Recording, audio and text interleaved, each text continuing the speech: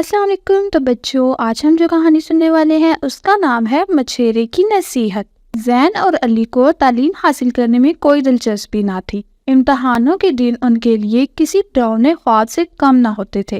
वो दोनों हर वक्त जल्द अज जल्द अमीर होने के तरीकों पर गौर करते रहते थे। एक दिन उन्होंने सोचा, क्यों ना समुंदर पे जाकर मछली को पकड़ा जाए, जिसको बेचकर हम रातों रात अमीर हो जाएंगे। जल मछली की कहानी उन्होंने अपनी दादी जान से सुन रखी थी।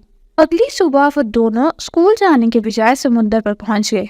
जाल समुंदर में डाला और जल मछली के जाल में फंसने का इंतजार करने लगे। सुबह से दोपहर हो गई और दोपहर से शाम, मगर जाल में जल मछली तो क्या, कोई आम मछली भी ना फंस सकी। अचानक उनके कंधे पर किसी ने हाथ रखा। उन्होंने चौंक कर पीछे देखा तो वहाँ एक मछेरा खड़ा था। मछेरे ने उनसे पूछा कि वो दोनों अकेले समुद्र पर क्या कर रहे हैं।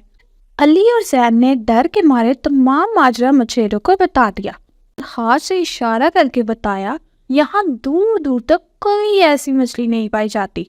मछेरे ने उन दोनों को बताया कि असल दौलत इल्म की दौलत है। अगर तुम इल्म हासिल करोगे तो कुछ ही अरसे बाद वो सब हासिल कर लोगे जो तुम पाना चाहते हो। गलत रास्ते इंसान को बुराई की तरफ ले जाते हैं, जो दुनिया और आखिरत दोनों में तबाही का सबब बनते हैं। बड़ा आदमी वो है जिसके पास इल्म की दौलत है।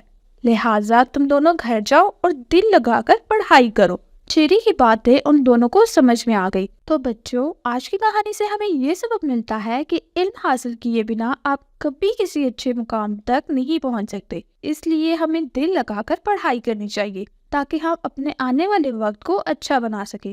तो बच्चों, उम्मीद है आज की कहानी आपको पसंद आई होगी। मिलते हैं नेक्स्ट वीडियो में, तब तक के लिए अल्लाह हाफिज।